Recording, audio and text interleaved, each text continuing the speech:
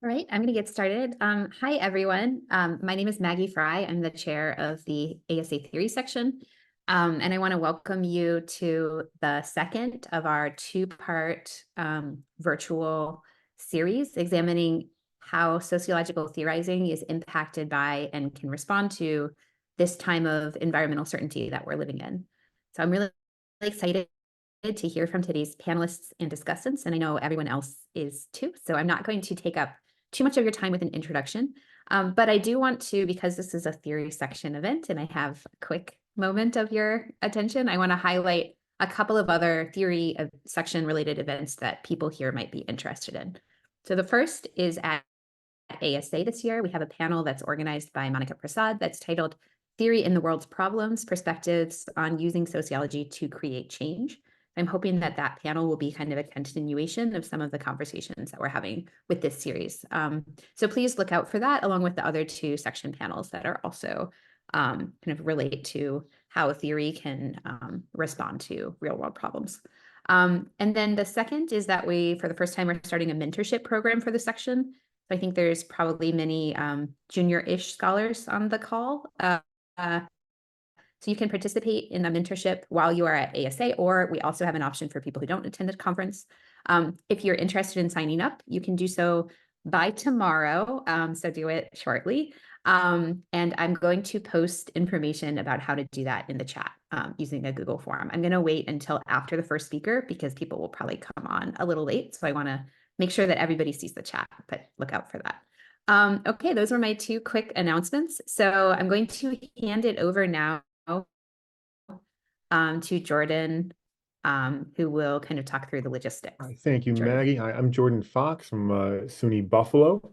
So we're really excited to have everybody here. It's amazing interest. Thanks to the presenters, to the commentators, responders, and to all of you for coming. We're going to have three talks for about 10 minutes each. Each one will be followed by 5 minutes of a commentator, and then Liz Clemens will give us a kind of overview at the end, or respond to everything at the end. So just one quick word of warning. I'm going to be keeping time, so if you around 2 minutes to go for the talks themselves, and 1 minute to go for the respondents, I'm going to kind of butt in and let people know there's 2 minutes left, so that way we can kind of keep it rolling. Beyond that, that's all I have, and please welcome. Jordan, sorry, just Q&A. You can use the Q&A function, or you can send the questions directly to me in the chat, and then we'll do all of those at the end. Sorry, just wanted to remind everyone of that. Perfect. Okay. So, yeah, then Q&A at the end. So put your questions in the chat, or we can also options is to raise your hand virtually. And I think that's it. So we'll start with Hillary Angelo. Thank you so much. Just move things around. All right. Okay. So thank you again to the organizers and to everyone for having me today. I'm going to be talking today about a draft paper, so with the requisite disclaimers of, about a work in about whether and what kinds of new theorizing is required to understand climate change. So as we all know, and as the organization of this event reflects, there's an understanding that sociology has been late to the party on climate, and an ongoing debate about why and what the correctives should be. So for example, there's discussion about the need to integrate the natural sciences, the subfield, sociologists' lack of urgency around this issue, and growing work from mainstream sociology about what kind of case climate change is. So today I want to make a case not for new theorizing, returning to old theories, and for treating climate change as a case of large-scale social transformation, comparable to the moment from which sociology emerged. So specifically, I'm going to argue two things. First, that classical sources describe societal features that remain the empirical basis of contemporary life and which must be transformed now. And two, that as theories of an emergent social formation, classical sources offer resources for thinking about social changes of the present. So I've borrowed from Craig Calhoun the concept of infrastructure of modernity to describe this empirical basis of contemporary life that climate change requires transforming.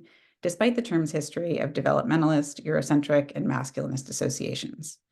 Sociology was born trying to understand the inauguration of the period commonly known as modernity, and in its reflexive and relational variants, it remains an apt descriptive concept for the world era ushered in by urbanization, industrialization, secularization, and so on, and which we continue to live in today to the extent that our lives are organized by the structures and infrastructures of that era.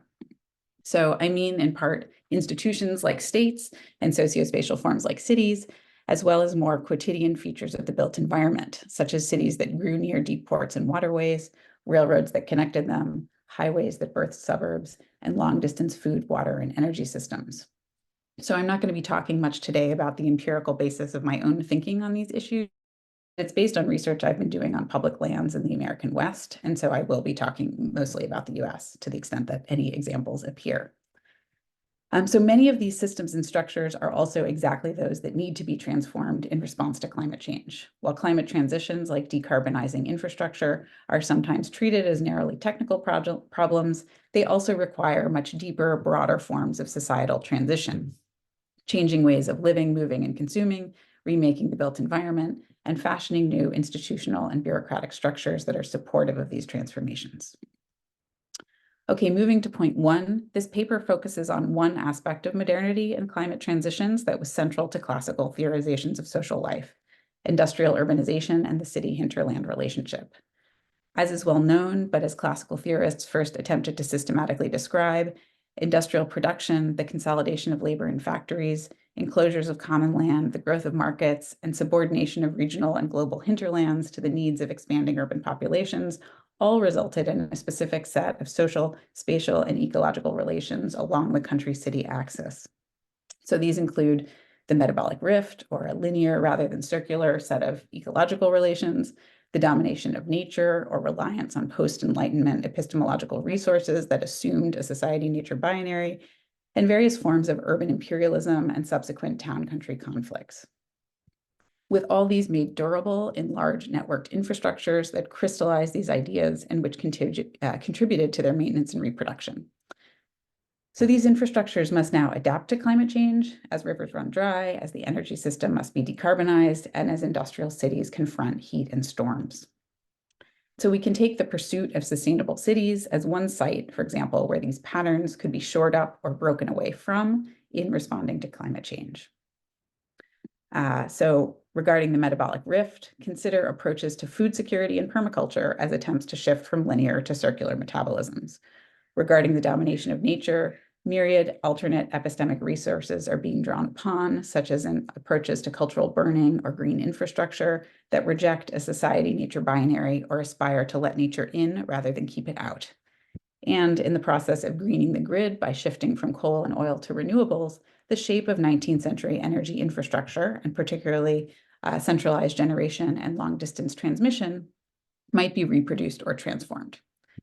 So these new ideas are not all good and of course have problems of their own, and struggles about trajectories of social change are playing out now as these ideas confront the inertia of fixed capital and established systems. But the point is that in an analytic register, they highlight core social theoretical questions that are specifically about remaking early 20th century relations, such as, might we imagine that cities in the 21st century could not have a metabolic rift? What would the shape of that infrastructure be? Could cities' imperial relationship to their peripheries be undone? What epistemic resources will be drawn upon in making these decisions, and what impacts the directions that these efforts take? So in other words, climate transitions are intervening in fundamental institutional, spatial, and political patterns of modernity. Now, moving to point two. So to be clear, this paper is not advocating for an unreconstructed return to classical sources, but for reading them in a cautionary mode. Because the hope would be not to reproduce some of the blind spots and biases that we've all spent the last century correcting, but because this exercise also helps highlight how old tropes and misunderstandings, as well as physical relations, continue to haunt present discussions. So I'm going to offer two examples, again, both related to the city-hinterland relationship as they relate to climate transitions. So first, relationality. The critique is that classical sources saw metropoles without colonies and cities without hinterlands. And this myopia has been explained in part due to the phenomenology of metropolitan modernity, in which urbanites' lives were and are highly mediated through infrastructure, which made it possible to forget the extended landscapes upon which they depended, the paradigmatic example being the availability of drinking water at the spin of a tap. However, the infrastructure of modernity actually produced two distinct phenomenological experiences across country and city. The experience dialectically related to this lack of awareness for metropolitan centers is rural people's daily confrontation with long-distance interdependencies. So, as the historian Andrew Needham has argued of the now defunct Navajo generating station in the Four Corners region of the US, while the relationship between rural production and urban consumption, as well as between urban development and Navajo underdevelopment, might have been obscured in cities, it was unmissable from the hinterland. And today, for rural people, climate change has only intensified experiences of interconnection. So a new energy source is visible to an urban consumer only as a different name or rate on a utility bill. But for residents of the Intermountain West, people see water and power running to California through transmission lines and canals. They watch solar farms spread across the landscape. Lithium claims shoot up like weeds. Dust storms bloom in the wake of construction. In rural areas, these disruptions are daily and unmissable. A second example of a cautionary reading of classical sources has to do with developmentalism and rural resistance to change. So classical sources had a lot to say about rural and non-Western peoples' relationship to modernity, much of it related to them lagging behind the transformations of the 19th century. And contemporary critics in fields such as agrarian studies point out that rural people are still depicted as left behind, out of time, or resistant to change. So as the geographer James McCarthy argues, rural protest continues to be seen as a defensive alternative to capitalist modernity or as pre-capitalist rather than part of. Both a lack of relationality and a latent developmentalism are everywhere in current discussions of climate transitions. Regarding renewable energy development, urbanites understandably want more solar and wind. Planners and policymakers usually make decisions by looking at blank spaces on a map.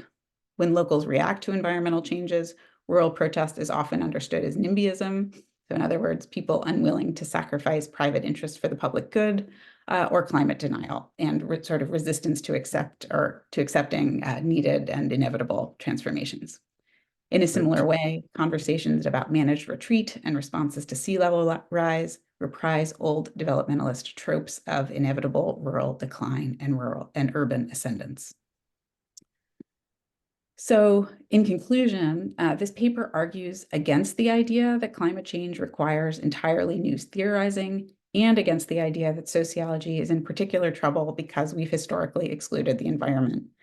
Instead, I've made an argument for conceptualizing climate change and related transitions as a form of large-scale social transformation, and suggested that sociologists might return to our own history in this context.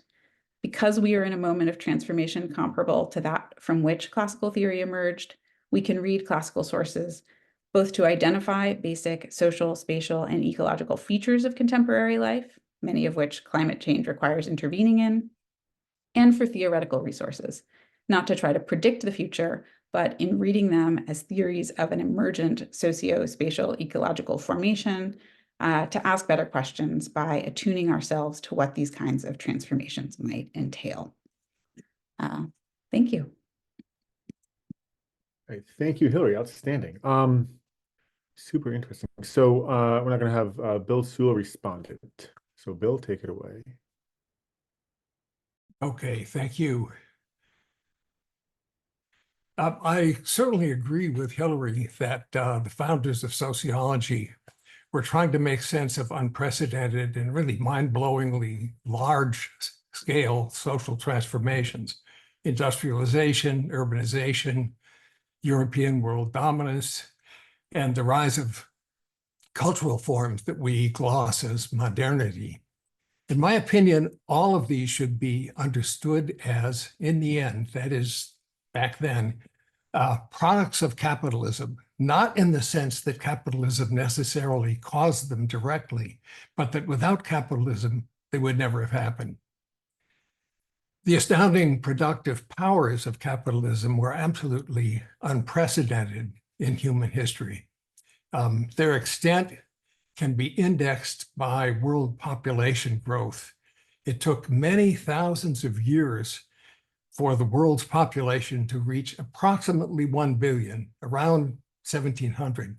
A mere 300 years later, say in the year 2000, it had reached 8 billion. And on average, people now alive can expect to live several decades longer than their ancestors did in the 18th century. Only what these distant ancestors would have regarded as a literally fantastic creation of wealth over the last 3¼ centuries could have made these immense social transformations possible. So capitalism is really central. But at present, we're living through the beginnings of another equally immense social transformation, that is global climate change, which is the potentially fatal side effect of capitalism's prodigal gifts. Atmospheric warming has in fact been building slowly ever since 1800 or so, but it emerged as a recognized threat only a few decades back. It is, if anything, an understatement to say that climate change is a large-scale social transformation. Climate change is progressing even faster and on a more worldwide scale than the industrialization or urbanization that stimulated the early sociologists in the late 19th century. And if it can't be brought under control within really a few decades, all bets are off. We could have seriously rising seas, insupportable temperatures in many populous regions, out of control wildfires and migrations, massive die-offs and changed currents in the oceans, and God knows what cultural and political responses.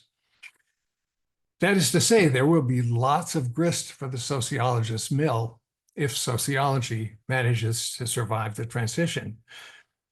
As the old curse put it, may you live in interesting times. Now, I think Hillary's instincts are absolutely right, that we should make use of the theoretical tools that founders of sociology invented, but also particularly some of their habits of mind that I think we've lost. That is, think big, speculate, tie your necessarily local observations to big theoretical ideas. Think of what, never mind. Do careful research, think and write clearly, but also be bold and provocative. One great danger that must be overcome is the fundamentally progressive worldview that all sciences have embraced, sociology included. As I see it, we're riding a runaway freight train called progress, and we have to figure out how to slow its 3 centuries-long momentum to a dignified walk if we are to survive. At the same time, we have to radically transform social and individual lives. We know some technical things. Stupid telephone. Okay. Let's see, where was I? Technical thing. Yes. We know some technical things that must be done for human civilization to have a fighting chance. A transition away from fossil fuels, abandonment of plastics, re-engineering of water supplies, transportation, agriculture, and on and on. But we also have to change mores and consciousness, and perhaps most difficult of all, our model of a good society. We have to make decent survival the transcendent social goal rather than maximization of wealth. It's going to be exhausting but important work. I wish I were younger and could stick around long enough to join the effort and see how it turns out. Now, I recognize that I haven't really engaged with the specific arguments of Hillary's presentation, with which I basically agree. My only advice is never to forget that capitalism and the encrusted cultural and emotional habits of endless accumulation that it promotes are at the very root of the problem. I don't claim to know how to overcome the tremendous but dangerous momentum that capitalism has imparted to our modern society. I certainly don't see any proletarian revolution on the horizon, but Marx's goal, that is to overcome the endless pursuit of material wealth and establish a society based on mutual respect and true freedom, that has to be our goal as well. I don't know how it can be attained, but I don't despair of our chances of figuring it out. I think it's a truly appropriate goal for sociology and the Anthropocene. Thank you. Very well said. Thank you so much. This is wonderful. Now we're going to switch over to Kalyani, Jayasankar, for their presentation.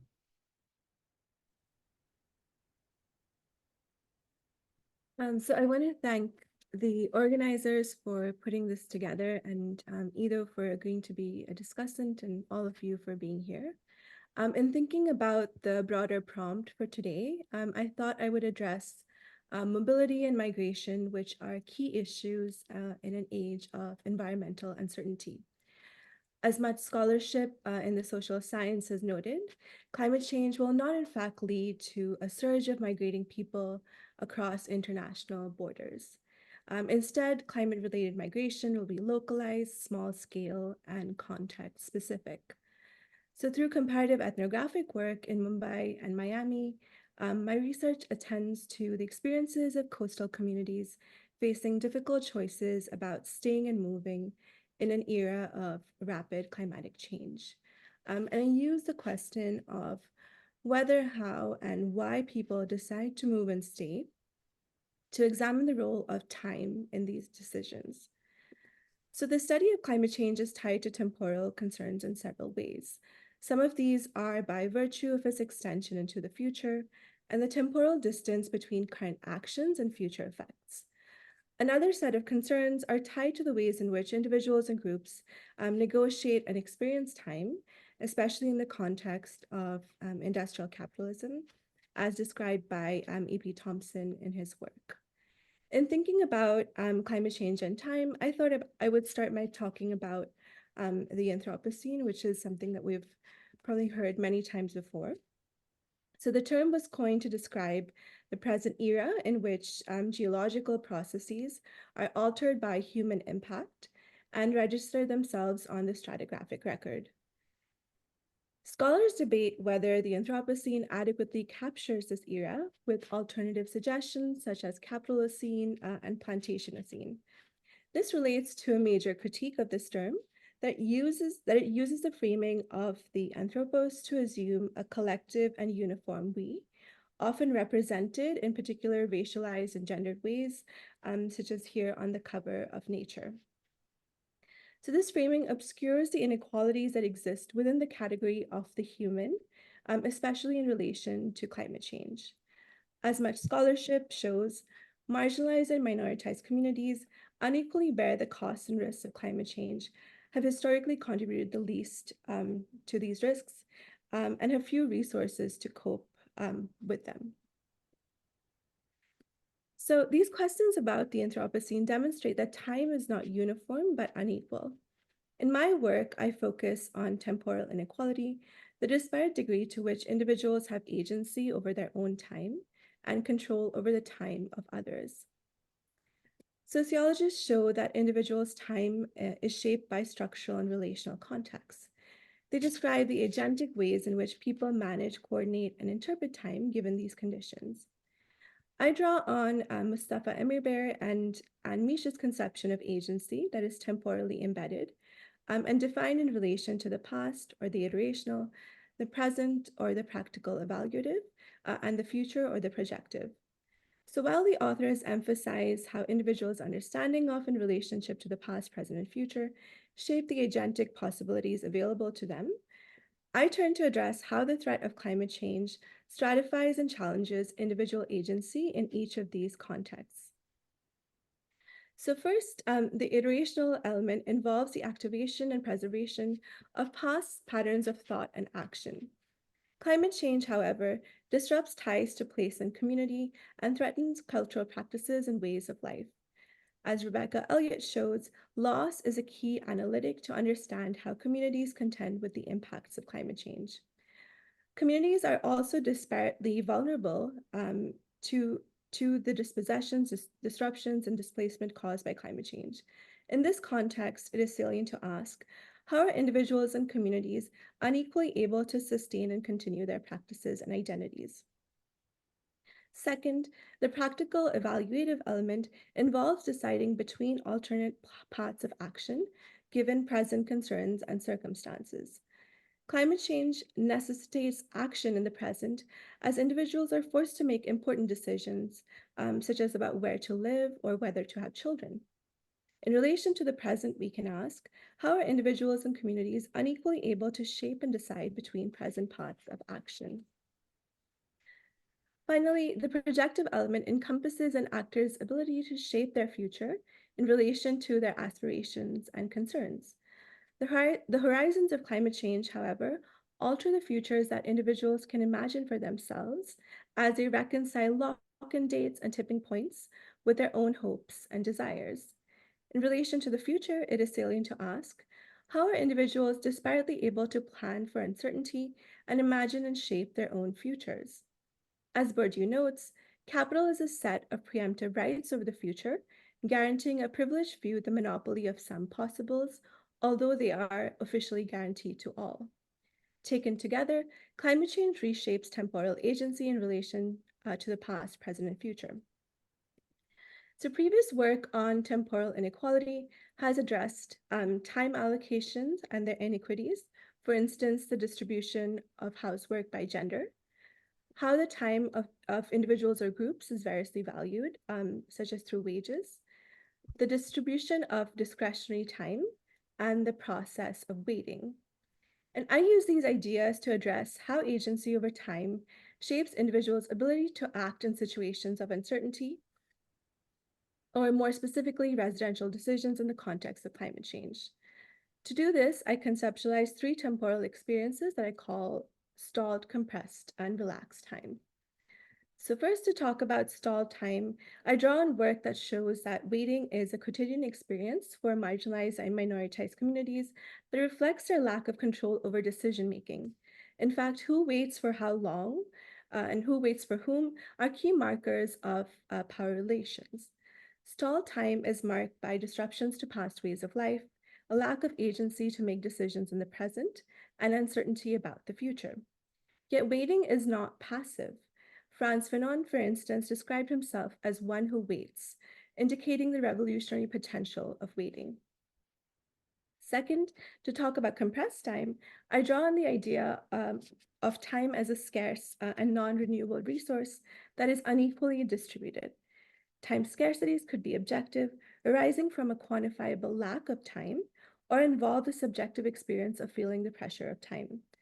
This experience of time as compressed arises from a perceived lack of time to respond to the impending effects of climate change, accompanied by the urgency to make decisions in the present. And then finally, I talk about relaxed time by showing that it is a privilege to possess discretionary time or free time.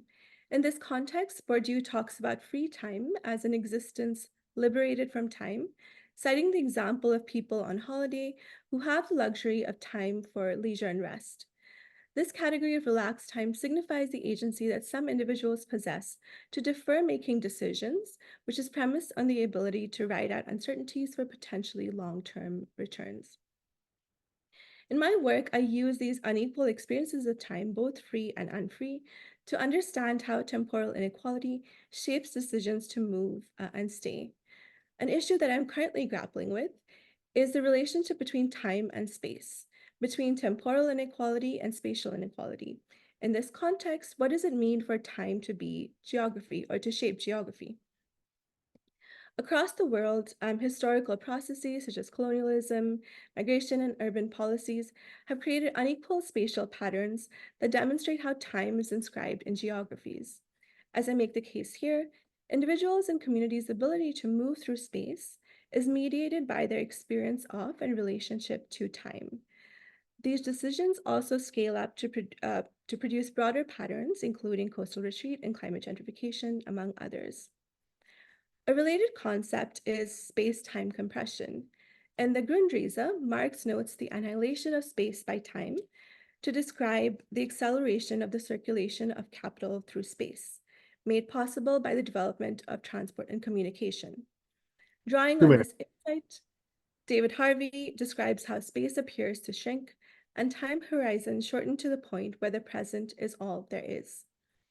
Yet, as feminist geographers point out, individuals and communities are unequally placed in relation to global capital. For instance, Doreen Massey describes the need to acknowledge differentiated mobility, in which some people are more in charge of it than others, some initiate flows and movements, others don't, some are more on the receiving end of it than others, some are effectively imprisoned by it. Access to mobility, then, to the freedom to move safely and freely across international borders, within cities, during the day or at night, varies according to gender, race, caste, nationality, and class, among others. I'll end there. Thank you. Perfect. Thank you so much, Kalyani. Iddo, I believe it's your turn. Yeah, thank you so much for having me here and for inviting me for this. And I'm going to talk a little bit about time in Kalyani's work and in general. I think the point of origin of starting with Emir Bayram Mishi's idea of thinking about agency, thinking about the kind of intertwining of pasts, presents, and futures in order to think about action, I think is a really, really useful one. And what climate change kind of forces us, I think, if I'm thinking about it from the point of view of a theory of temporality, climate change really forces us to take the future really, really incredibly seriously, right? I mean, if the compressions of time have failed, right, both with the risk society and with climate change more generally, questions of kind of how futures are done or not done are crucial. And Kalyani's work, which, you know, she's talked about the theory part, but it's a really rich ethnographic work, both about Mumbai and about Miami, tries to kind of see how these futures, how modes of action are shaped in different ways. So here are a few kind of questions that I think, both for her, but I think for all of us as we're thinking about climate change and temporality. One is relating to pasts, how we understand our past, how actors understand their own past. So there's work in the psychology of climate change, for example, have shown both historically, for example, apparently Newfoundland settlers, when they came from Britain to Newfoundland, they assumed that since that weather and climate is based on latitude, and since it's a bit south than London, then things should be okay. It didn't work, but it actually took them a really long time to figure out that it didn't work. It became incredibly cold, but they every year, even though crops failed and even though a bunch of people died, they kind of explained it away. And it took a very long time of explaining away until they actually had to come to terms with the fact that Newfoundland is cold. Illinois farmers, in a psychological experiment, those who believed or those who did not believe in climate change remembered the weather of the past years very, very differently. Actually, not necessarily one was more precise than the other, but they remembered it in diverging ways based on what they believed and on what they didn't believe. So pasts are obviously, or our understandings of pasts, our memories are obviously shaped by our assumptions. But of course, if we're thinking about climate change, one of the questions, and I think also in Kalyani's work, is a question of future. Both in last week's work and I think today, the question of how we think about futures is really, really crucial.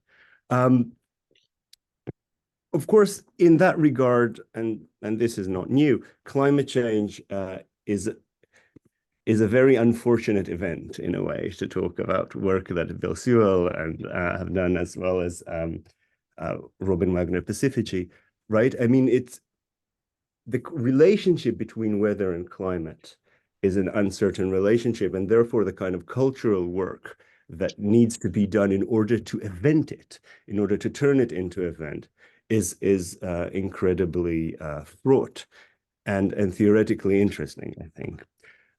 So one thing that I think we should think about, and that Kalyani's work, I think, shows really, like empirical work, shows really interestingly, is what other things are bundled with the question of climate change.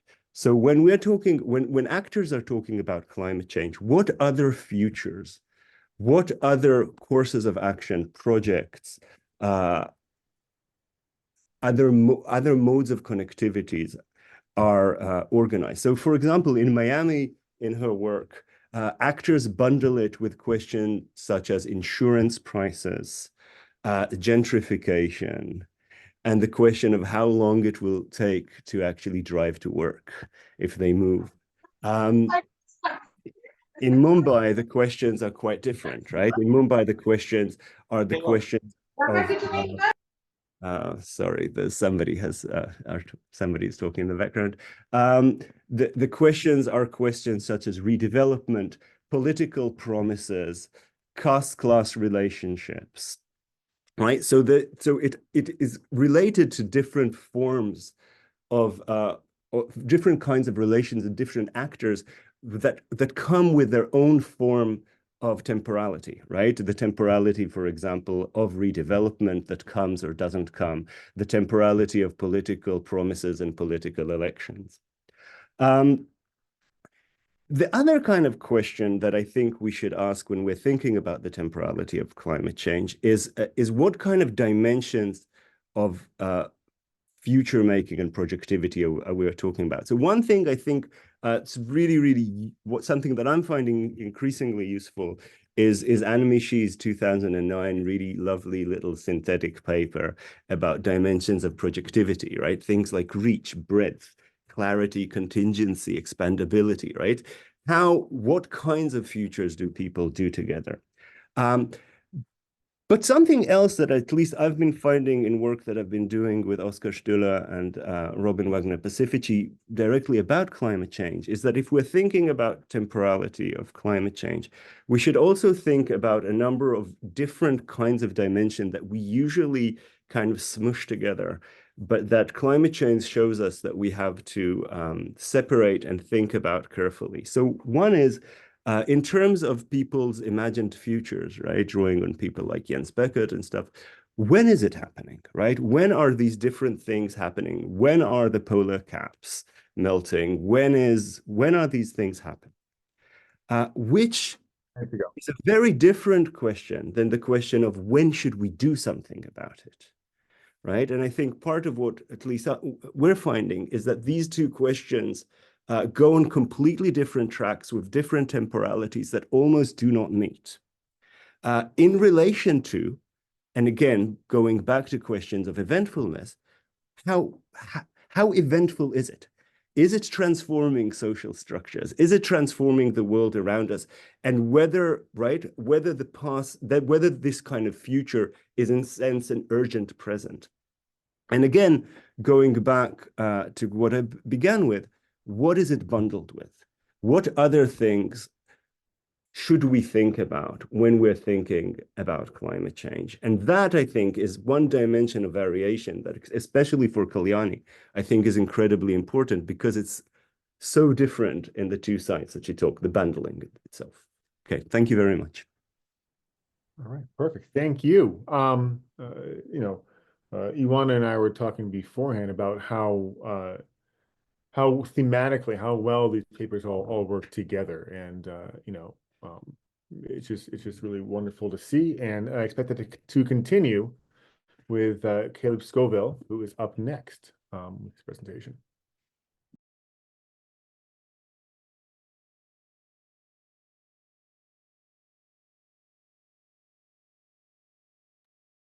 All right, I assume you can see and hear, see my screen and hear me. Let me know if that's not the case. So I want to start by thanking the organizers, Ioana, Jordan, and Maggie, for the invitation, and to my discussant, Fernando, and our closing speaker, Liz, for engaging with me today. Today, I'm going to present a line of argument that is new and still under development, so I'm interested in your thoughts, but it's also grounded in around a decade's worth of empirical research and writing. My basic point is that doing social theory in our age of environmental uncertainty requires that we look carefully at infrastructure, those brute physical systems that make our lives and the ways we live them possible. And specifically, I want to illustrate how climate change-induced infrastructural breakdown matters for sociological thinking about history, institutions, and politics. California's water system was built for a climate we no longer have. So if you spend enough time in the California water scene, you are bound to hear claims like this. I've heard them from people in government agencies, environmental organizations, and in the agricultural industry. This diagnosis is my starting point, but what does it mean? Well, California's water distribution system is a mammoth network of dams, pumps, aqueducts, and it was constructed primarily from the 1930s to the 1970s, in which time it was the largest infrastructure system ever built by humans. It remains one of the world's largest water systems. And its logic is to capture and redistribute water over space and time to meet human needs. Spatially, the problem this resolves is that most of the water originates in the northern part of the state, while most of the demand for that water is in the central and southern parts of the state. Temporally, the problem is that California has a highly variable hydrology within and across the years. So for large-scale hydraulic infrastructure like this to function, its designers must account for when, where, how much, and in what physical state precipitation will occur. The problem is that the system was built under baseline assumptions from the early and mid-20th century that are no longer reflective of reality. So on the one hand, climate change is resulting in longer and more extreme droughts. In fact, the first 2 decades of the 21st century was the driest period of its length in around 1,200 years. And on the other hand, climate change is making a larger proportion of California's precipitation come down as rain rather than snow, which melts slowly over time. So all these changes constrain the system's ability to do what it was designed to do. In the face of these challenges and the intertwined issue of groundwater depletion and regulation that I don't have time to go into today, agriculture, which accounts for 80% of all the water used by people in California, stands the most to lose. Stands to lose the most. So in a widely cited report, the Public Policy Institute of California predicts that as much as 1 million acres will be taken out of agricultural production by 2040 in the state. That's equivalent to the total land and water area of the state of Rhode Island. So most of these farmland retirements will be in the San Joaquin Valley, which is California's primarily agricultural region, which relies heavily on irrigation from distant water sources. So winding down unsustainable agricultural practices in California will be marked by immense loss. If, as Rebecca Elliott has argued, loss is a general analytic for the sociology of climate change, the loss is caused by the mismatch between expectations under which infrastructures were built and the conditions wrought by climate change, what might be termed as an infrastructure climate hysteresis effect, are a specific variant of this general category. Drawing inspiration from the infrastructural turn in anthropology, I argue that the specific character of the losses caused by infrastructural breakdown is that infrastructures embed expectations about the future of nature and society and turn those forecasts into promises. But infrastructural promises are not ordinary promises between pre-existing entities. Whereas verbal promises produce moral and occasionally legal obligations, building physical infrastructures produces constituencies, material dependencies, and vulnerabilities. Building California's water projects converted large areas that would not have supported permanent irrigated agriculture into some of the most economically productive farmland in the world. In this sense, infrastructures make entities possible and tie their fates to their functioning. If infrastructures turn forecasts into forecasts into promises, when those forecasts turn out to be wrong and the way of life they have enabled becomes impossible to sustain, the promisee is betrayed by the infrastructural conditions that have made their lives possible. I call this phenomenon infrastructural betrayal. And the notion harkens back to the concept of institutional betrayal. What distinguishes infrastructural betrayal is that it turns on material dependencies, the built and ecological systems that make sustaining ways of life possible. For this reason, the breakdown of infrastructure does not merely portend a reversion to the status quo ex ante. At best, it forces adaptation to a new set of conditions. At worst, it forces retirement. So in the remainder of my time, I want to emphasize three productive tensions central to the analysis of infrastructural betrayal. First, infrastructures mediate human history and environmental change.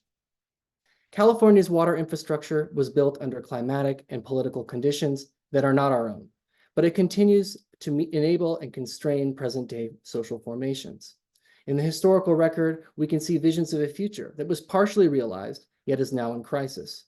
We are haunted by the plans of men like Robert B. Marshall of the U.S. Geological Survey, who in 1919 challenged Californians to stop, quote, indefinitely postponing irrigation and allowing every year millions and millions of dollars in water to pour unused into the sea, end quote.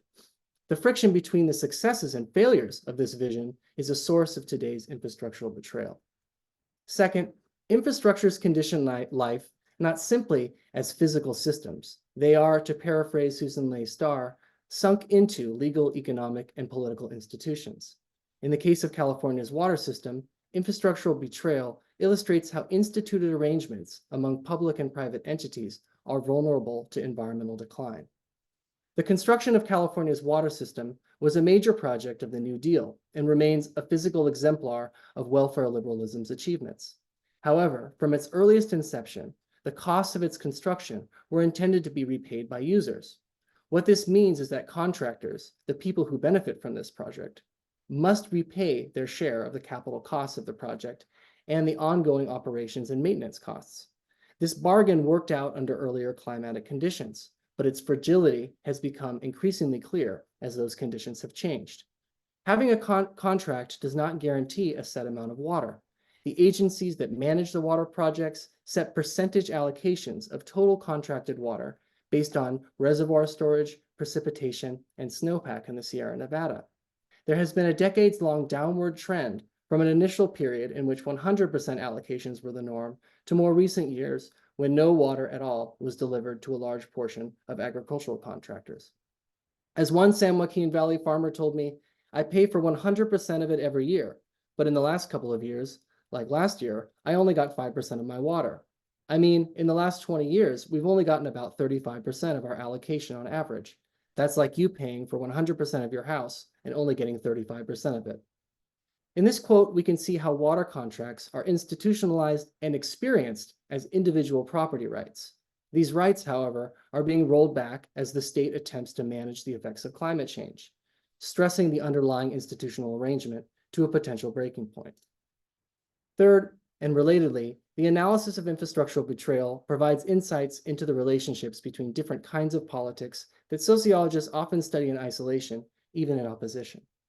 In the case at hand, it links the technopolitics of building and maintaining infrastructural systems with the affective politics of contemporary anti-environmentalism and reactionary populism. If infrastructures turn forecasts into promises, they also facilitate attachments to what they enable. Because the causal chain behind infrastructural breakdown is complex, its interpretation is politically malleable.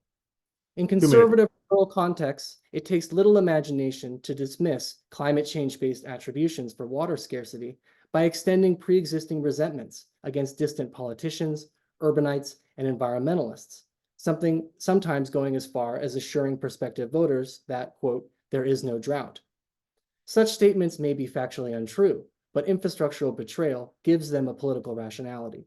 It explains how the palpable effects of climate change can, counterintuitively, be mobilized in the service of climate change denial. Zooming out, my pitch is that infrastructure should figure centrally into the analyses of climate politics, if for no other reason than because climate politics play out on the crumbling material substrate of decisions made in the past. Further, as it becomes clearer that what comes next is not only a process of winding down the old, but of building something new, we should be mindful of what sorts of promises are being made and what keeping them would entail. Thank you. Perfect. Thank you so much, Caleb. And as a respondent, we have Fernando. Hello, everyone. Let me get this straight. Thank you so much for having me and for having the opportunity to read Caleb's wonderful, wonderful paper. Okay, so let me begin by thanking Caleb for this kind of work. I've always felt that sociology, and particularly American sociology, is surrounded by a strange disciplinary buffer zone that makes it less permeable to ideas that are happening elsewhere. With the result, there seems to be a delay of about between 5 to 10 years before conversations that are taking place elsewhere reach the core of sociology. And when this happens, it doesn't happen by chance. It happens because people like Caleb do the legwork of bringing them into the discipline. So thank you so much for that, and for the organizers of the panel to bring climate change, these huge mammoths that sociology has somehow forgotten up until now, into the mix.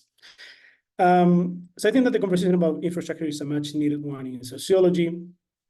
And it's also very important to encourage these practices of reading and thinking across the disciplinary trench lines, which is one of the things that Caleb does, which I think is the only one that makes sense to tackle the kind of problems that we face.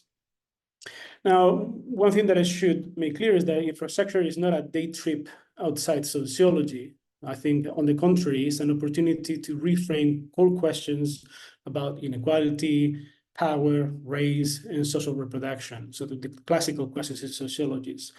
I think that while traumatic, the memory of COVID is still fresh with us. And one of the things that COVID revealed is that precisely how one of the variables that explained the unevenness of its consequences was precisely the presence of absence of health information and logistical infrastructures. And I think that that was evident with COVID, and I think that, as Caleb says, it is even more evident in the case of climate change. I think that infrastructure are without a doubt, going to become one of the battlegrounds of politics for decades to come, and one of the places that are going to shape the coming inequalities. And I think that one of the most problematic areas is precisely the one that Caleb highlights here, which is having infrastructures for a world that doesn't exist. So now let me turn into the critical engagement with your work. When we exchange a couple of emails, and Caleb says, these are work in progress, so I'm eager to engage with ideas. So what I'm gonna do is to try to think with you. So none of this is a criticism. I love the papers. I'm just trying to think with you. I love the term betrayal, but I think that I have a few question marks about it, just to give you something to think about. One of the question marks is about whether the betrayal does the work that you want it to do.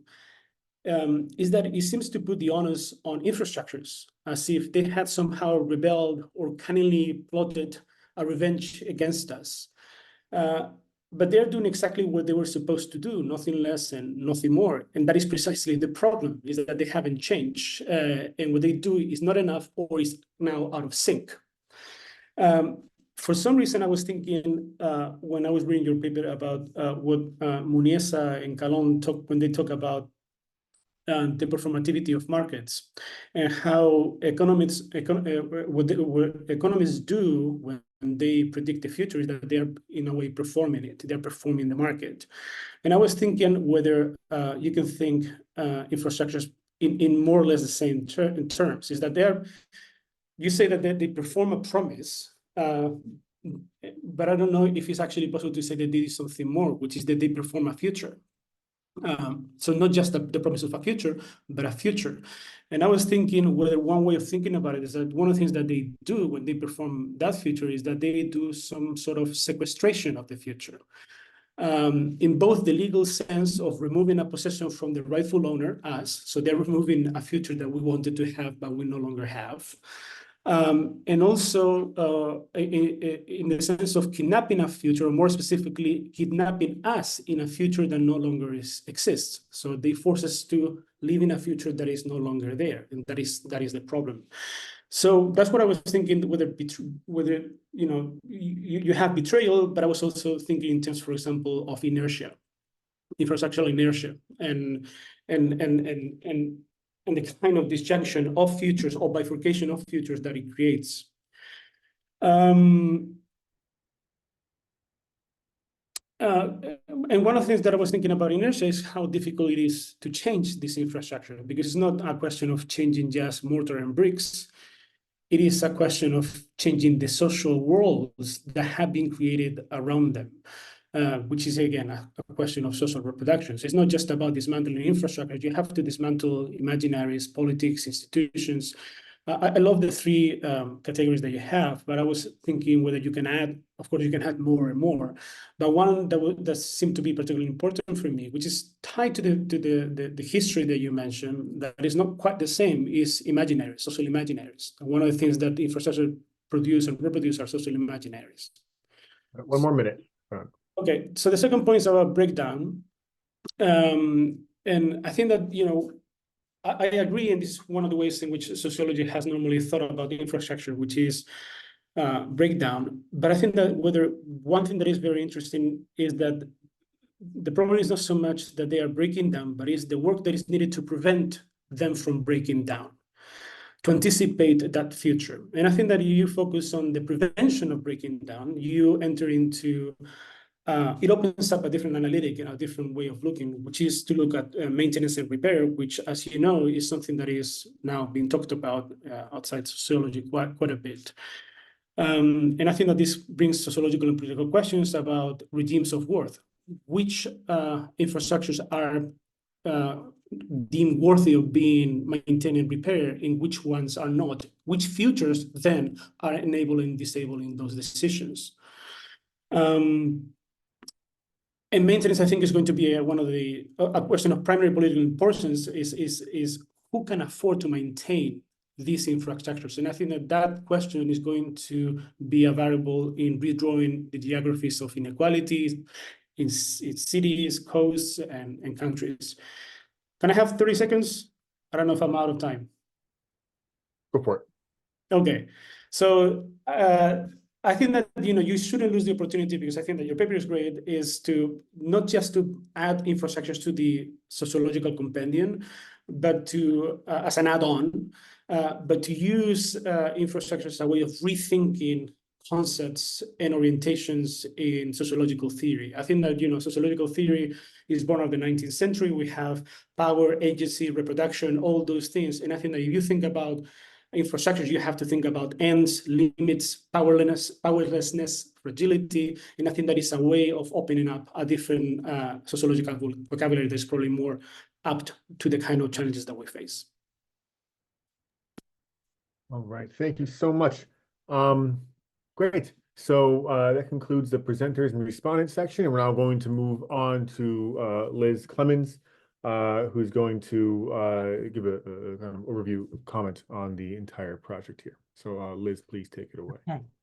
In 5 minutes. So first, thanks to the organizers and the presenters and the commentators for rich and deeply thought-provoking contributions.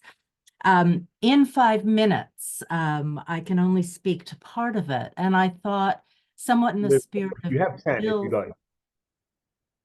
What? You have 10 if you like. Oh, I have 10 if I like. Oh, I didn't know. Okay. In the spirit of Bill's urging to sort of remember to think about capitalism, I want to remind us to think about how politics and the state were imagined in classical theory, in that has particular implications for the way in which we think not only about the consequences of climate change for social life in all its dimensions, but also for the capacity to respond. And as I relax into finals week, I'll start where I started the quarter, which was in reading Kant's Perpetual Peace. And Kant is there as one of the sort of influences of classical sociology. And he begins with an assumption of asocial sociability. We both need to be with others, and we're generally irritated by them. And so that drives a process where people sort themselves out globally, grouping with the people they find least irritating, most like them. And that forms distinct societies, which in turn develop distinct forms of governance and life together. And so you have a kind of influence that understands how we wind up with a global map of colored blocks delineated with distinct forms of governance.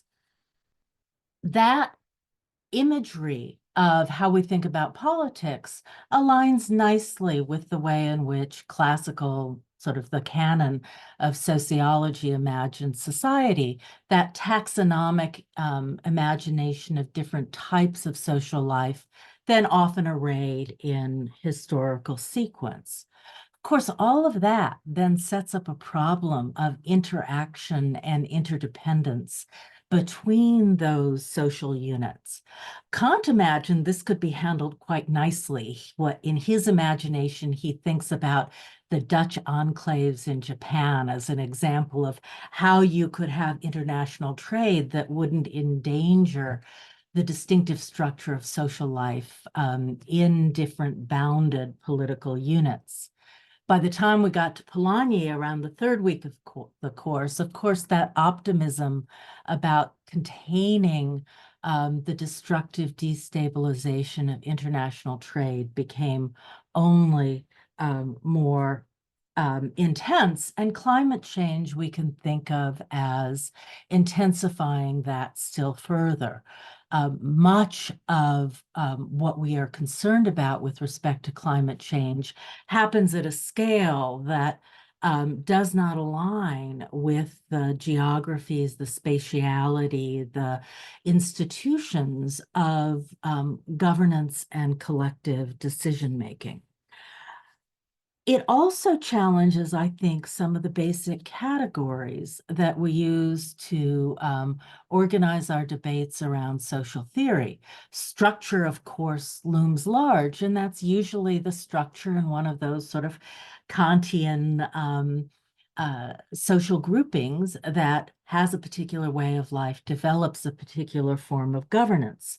We complicate that by bringing in agency, complicate it further, thanks to Bill Sewell, by thinking of events. Yet, nevertheless, the scale at which responses are organized are either at the level of presumably nation states in many cases, or formal institutions that bring together nation states. With that as background, I think we can consider climate change as a kind of sustained and eventful and ongoingly eventful destabilization of structures, and particularly the structures of that enable collective governance, collective mobilization, collective response. So as we think not only about the process of climate change and the way it disrupts, transforms, erodes forms of social life, we also need to be thinking about its consequences for the kinds of forms of social collective action and governance that enable a response. And there, I think the challenges are really profoundly deep.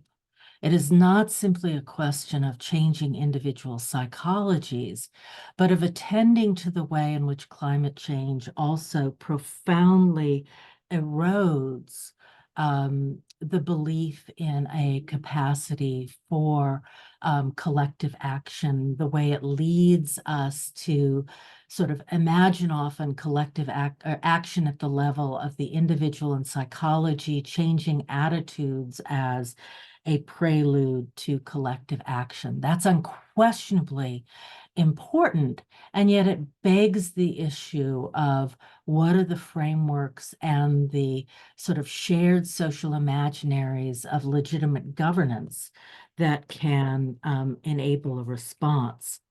All of the papers, I think, spoke to this issue in different ways.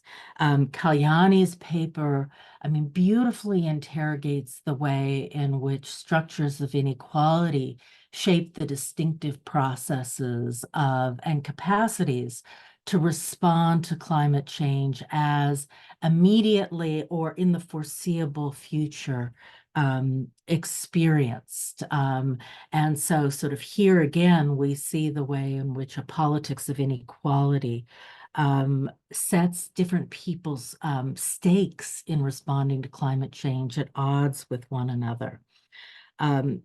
Caleb's presentation, I think, alerts us to something deeply important, which is that to the extent that climate change is experienced as broken promises, indeed, and this is what I've been thinking of the most fundamental promise of democratic, of liberal government, in which people are imagined as exchanging liberal rights in response to security provided by the state. If that is eroded, it's not only the problems, the direct problems generated by climate change, but also the distinctive way in which climate change undermines and erodes the legitimacy of the dominant forms of governance and political action. And I think sort of this takes us to Hillary's, I think, really important argument, but with agreeing with Bill that, yes, that is the way, that is the scale, that is the ambition to think about climate change. But we should also notice what wasn't noticed in those classical theories, and they are notably weak on politics. So I will just end with an urging to invest in understanding the process and the way it is understood and experienced at all kinds of scales, but also not to put off thinking about the capacities for collective governance until we've figured it out. Perfect. Thank you, Liz. And so we've gone through the presentations, respondents, and our commentator, and I'll hand it over to Ioana to run the Q&A. Thank you. I just wanted to say thank you. It's been such a pleasure to have a front row seat to these conversations, read your papers. It's been quite incredible, and wrapping up with Liz as well. Really special. So we have a bit of time for the Q&A, 20 minutes. There are some questions that I see in the Q&A function. You can add to those if you want, or you can raise your hand and I will call on you. I also have some questions of my own. So let's start with a question for Hillary from Ryan Kagan, who asked about he talked about how there's lots of contingency and constructiveness in how the classical theory canon was built, and so he's asking how we can rethink that. What previously excluded text and author should we be revisiting, or is this just a question of shifting the emphasis on what we're currently reading and teaching? And I might add to that, even in terms of what we research and how we frame our research, you alluded to this, I think, Hillary, but is the environment an exception, or is it a case of, and what is more constructive as a way to deal with it? Sure. Yeah, I think, thanks, Ryan, for the question. I think this kind of argument is just, broadly consonant with the work that people like Julian Go and Raymond Connell have written, in the sense that this is, or basically what I was trying to do is make a case for why and how we might read the canon now. And so I think questions about how we should expand and revise it are sort of separate ones, though I'm broadly in support of those kinds of efforts. But here, just it's a sort of plea to remind us that we've been here before as a discipline, and to think about this question of how do we study an emergent social formation? How do we study something when it's in the process of becoming?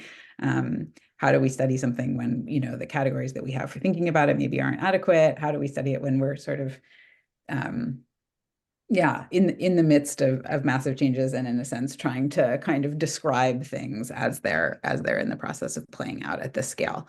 And so I think my answer to that question is, you know, as I said, like, we can think about these classical texts as descriptions of the empirical basis of what remains sort of dominant patterns of contemporary life, capitalism, of course, being a key one that I did not foreground in my talk, but totally agree with. And in this kind of cautionary mode, partly to see how these old problems continue to plague discussions of the present. So maybe that's probably enough. Oops, that's probably enough for me there. Do you want me to address the other question as well, or? Well, maybe we should just take some questions for everyone. Then, yeah, great. Thanks, Hillary. So question for Caleb now. If infrastructural betrayal is a problem of making promises for a world that no longer exists, how can we incorporate that into the way sociology approaches its big questions? It's not only infrastructure planners who didn't foresee a changing climate. Our key social theorists also assume that things would stay stable. And on some level, I think this is a question also that echoes what Fernando said too, you know, building an infrastructure for a world that doesn't exist, right? Can you ever plan for radical uncertainty? Is it even uncertainty if you can plan for it? Yeah, great question. I mean, this is what I'm grappling with. And I think part of my intuition of kind of, even though it was early stage work, to sort of start empirically is that I don't know if I'm very good at thinking about like these big questions like without a case, but I will say that I think that Fernando's on the right track conceptually. I think we need, you know, to extend our metaphors and in many ways, you know, borrow from other fields that have already been thinking about this. So the focus on just a few that he mentioned, right? Inertia, decay, fragility, maintenance, repair. These are concepts that I think we can employ more in addition to things like, you know, structure and reproduction, right? So I think conceptually, I think that we just open up our toolkit a bit more. I think, you know, I'm not assuming necessarily that it's possible to sort of make a promise that forever will never be broken. And in some ways that would be to reinscribe or reproduce the problem that I'm trying to diagnose. But I do think, you know, the analytic sort of opens up to looking at how institutions that have sort of worked together under certain conditions and that sort of starts to break down is an interesting site for looking at how climate change plays out in ways that may not come with the label of climate change. But, you know, you say, oh, well, in my work, I've looked at how like scientific and legal conceptions of nature, right, sort of work together really well in certain conditions and then start to sort of break down and work together in a different way when nature doesn't operate according to a certain set of assumptions. So that's like one thing. I think, you know, others like Rebecca Elliott's work on insurance, right, shows how institutions are responding to these problems. And then I think another question, an empirical way to look at this would be to ask how actors are trying to build a new world that is, in a certain sense, you know, open to instability and change in a world that's understood reflexively to be changed by our changed climate. Sorry, I'm using change too many times, but you know what I'm saying, right? So how do we trying to understand how people are trying to build a new world that is resilient, to use that problematic term, to climate change, and that might help us sort of inductively build those theories as well. Thanks so much, Ryan. Though I'm interested in what you think about this as well. Yeah, sorry, I forgot to say that question was also from Ryan, and then I sort of piggybacked on it. We have a question. Some Lauren Langman raised their hand. Did you want to share your question? Yeah, it's not so much a particular question, but some comments. Oh. Basically, Can we keep the comments brief then? What? Can we keep the comments brief then if they're comments? Sorry. Okay, well, I'm going to kind of take off a little bit on basically what Bill was saying, that 3 points I want to make that are relevant. but not speaking to anything specific except the general question of capitalism. One is the historical. It was in the early 1800s, somebody can correct me if I'm wrong, that Humboldt went to South America and first commented on the devastation that colonial imperialism, Spanish colonial or Brazilian or Portuguese colonialism was doing to the agricultural sector of South America. And if any of the folks here are from South America, they know exactly what I'm talking about. This had a big influence on Marx. And Marx actually did speak of the environmental consequences, especially when the rivers were filled with pollutants and the Enclosure Acts, which made sheep more important than humans, polluting the air. Okay, I just want to say that there's a lot of scholarship in the Marxist realm. There's a Japanese philosopher, I think his name is Kito Sato or something to that effect, who's written 2 volumes taking off on what John Bellamy Foster said about the metabolic rift. Of how Marx was very concerned. Okay, now taking off on some of the comments that Bill was making, I think there's 2 points that were alluded to, but I think need to be underlined. One is the notion of the power of capitalists. And I think that that little thing of showing that the orange ogre, I mean Trump, basically that there are very, very powerful economic interests that do not want to even address climate change and destroy. This is the whole problem of ideology and hegemony in the capitalist system. I want to just finally conclude, although this is a little bit of a pessimistic theme of what we're facing, the end of civilization. I do in my own work, which is social movements, or some of my work is social movements. There is hope. There really is hope that wasn't really mentioned. And that's the extent to which the young people are really, and I think Greta Thunberg is the example here, that the young people, they are understanding it, even if they haven't had courses with people like us, they are understanding the effects of climate change, and they're also experiencing the effects of how capitalism is treating them in a number of ways. That's a topic they could probably spend 3 or 4 hours on, maybe days on. I don't want to belabor the point, but I do think that the only hope that there really is the fact that the young people are mobilizing. Thank you, Lauren. That was great. And I think a lot of big questions, right, around capitalism that have come out from Bill and Liz's comments, as well as a lot of the presentation. So in fact, I wanted to end on a question about capitalism. But before I do that, I had a question for Kalyani.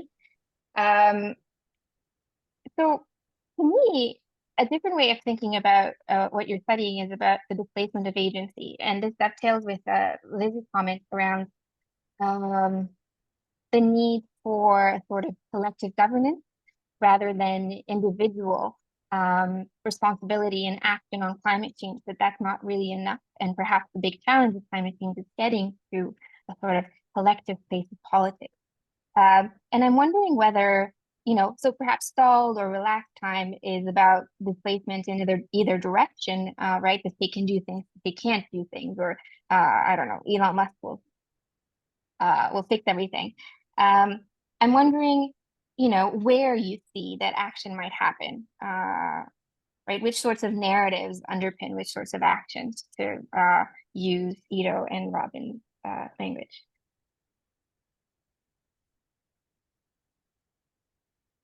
You're muted, yeah. Yeah. No, thank you. That's a great question. I think the question of collective responsibility is really important, especially as we study like individuals. Like I think it's important that we don't individualize any of these problems. Like climate change is not an individual issue for any of us to deal with, and so I think I think there is like a danger there of studying this topic in this particular way.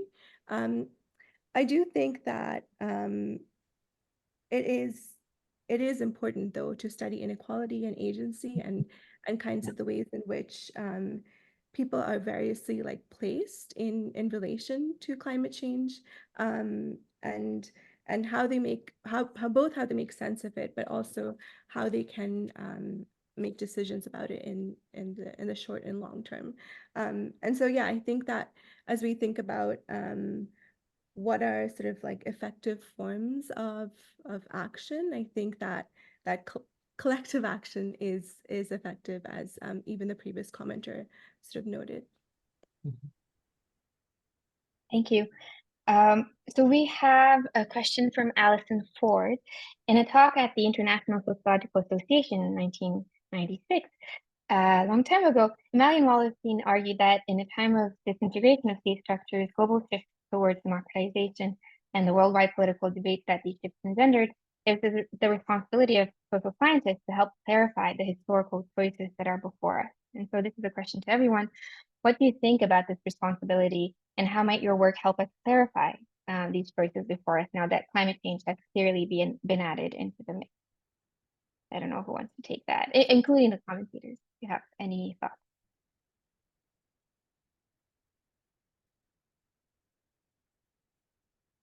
Too big of a question? Please define this big responsibility for all of us.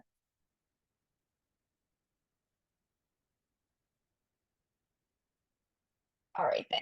I'm not going to do what I do to my students, which is just stay quiet until you say something. Oh, Liz has something to say. Please go ahead. I do think this goes back to Lauren's point, and it translates into some advice about topic selection, which is, when the sort of devastation, the negative consequences are so visible, it's also really important to identify the moments where we have creative projects that are motivated by hope might be too hopeful, but at least by sort of a will to create what did Caleb call it?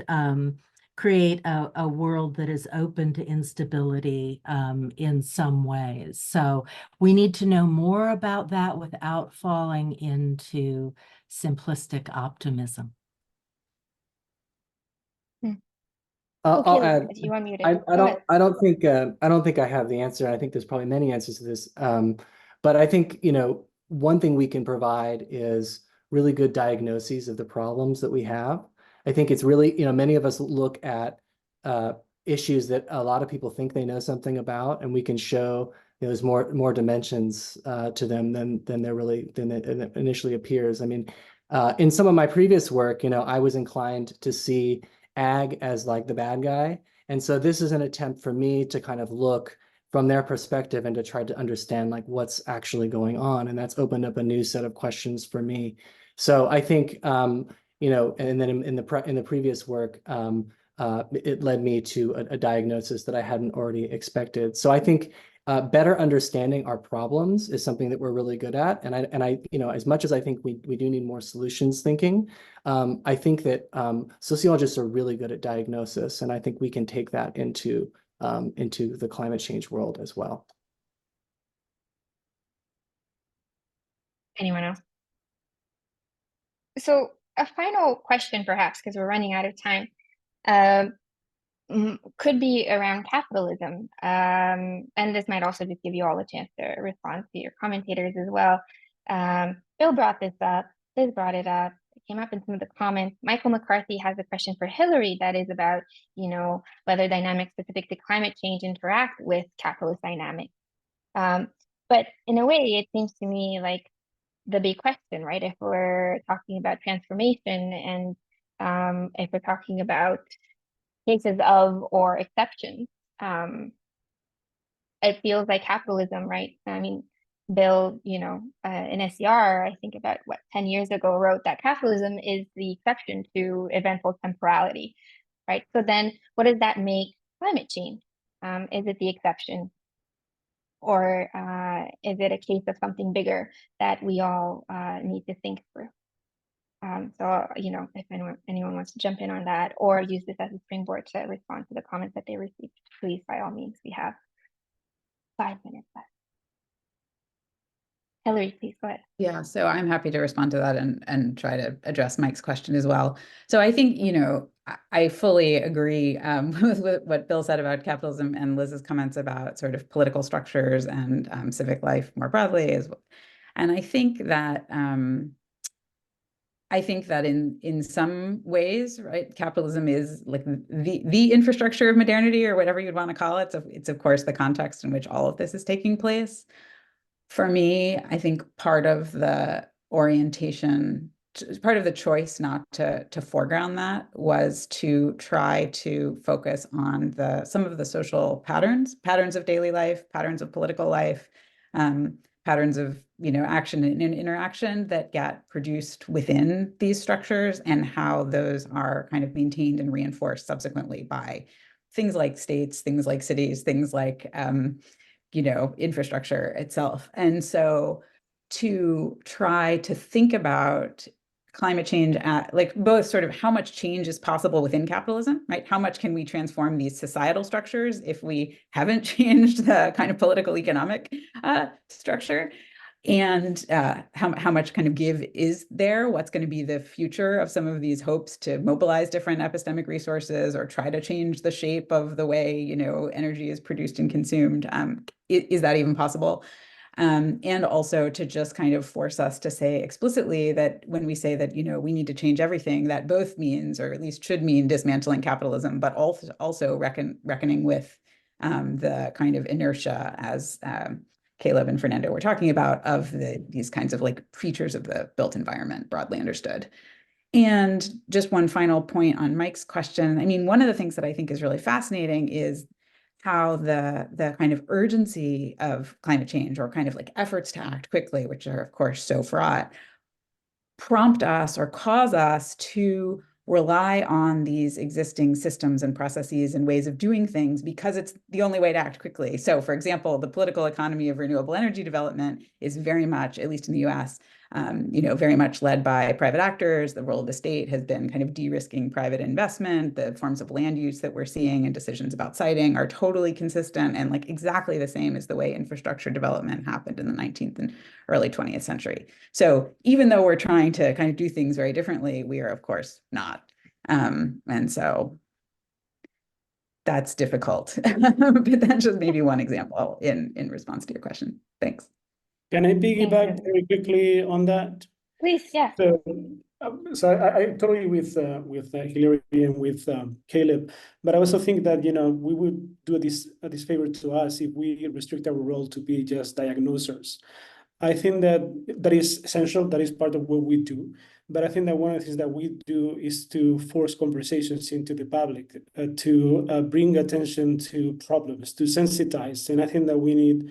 One of the things that we should be doing now, I think, or one of the our responsibilities is to bring attention to things and raise them as problems in the public eye to the extent that we can. Not to offer solutions, but just to bring attention to things that otherwise would be unnoticed. And I think that is also part of what we can do. Kalyani, it looks like you're about to unmute. Yeah, thank you I also wanted to take the opportunity to respond to some of Iddo's comments, particularly about the future. I think we are faced with a future that we cannot fully control. There's a lot of uncertainty. And I think that we are dealing with impacts that are centuries in the making, that were set in motion by colonial conquest, genocide, capitalist expansion, etc. And so we have to consider timelines that precede us and will persist long after us. I think that being said, I think there's a danger of exceptionalism. And so that views this moment as extraordinary without taking into account the experience of minoritized communities around the world, particularly for many indigenous communities who have faced this extraordinary upheaval before, who have faced genocide and violence. So Kyle Pavis-White notes this experience could be one of going back to the future. And I think that climate change and the environment more broadly also provide us an opportunity to consider and address the silences and erasures within our discipline, and ask important questions about what we study, what we don't study, whose contributions are valued, what work is considered general and canonical, and what is considered specific. Caleb, any thoughts, or any of the commentators also want to? I just put you on the spot, sorry. I feel like I've already talked too much. No, I think that I really appreciate your point, Fernando, about pushing things into the public. And I mean, I think in some ways, maybe you know, that's not that far from having a really good diagnosis. I think one of the things that you know we have is too many bad solutions, right? And so I think a more acute understanding of our problems and a better communication of them is something that we could really use. As for the, you know, the point about capitalism, absolutely, right? And one of the things I've thought about in the context of this work is the sort of ironic overlaying of different forms of capitalism. So like, you know, the big infrastructure projects are a product of big government, right? An interventionist state that is doing a lot of developmental work. It's also making possible a lot of anti-government people who view its benefits as individual rights. And its breakdown forecloses, because of the politics of its breakdown, it may foreclose certain kinds of actions that we would really need. At the same time, you know, climate change adaptation along the lines of fallowing land is also facilitating new forms of accumulation through the energy transition. So the very same places that are being fallowed in the San Joaquin Valley are now up for grabs for solar farms. So the process of decline is also one of building something new. I mean, that's a beautiful place to end, unless anyone else had other thoughts? No? Okay. Well, thank you so much. And thank you to Maggie and Jordan for, you know, making this happen. It's been a real pleasure. And, you know, we hope that we'll be able to have more conversations like this in the near future. And thank you to all the presenters and the commentators. Thanks so much, everyone. This was a real treat.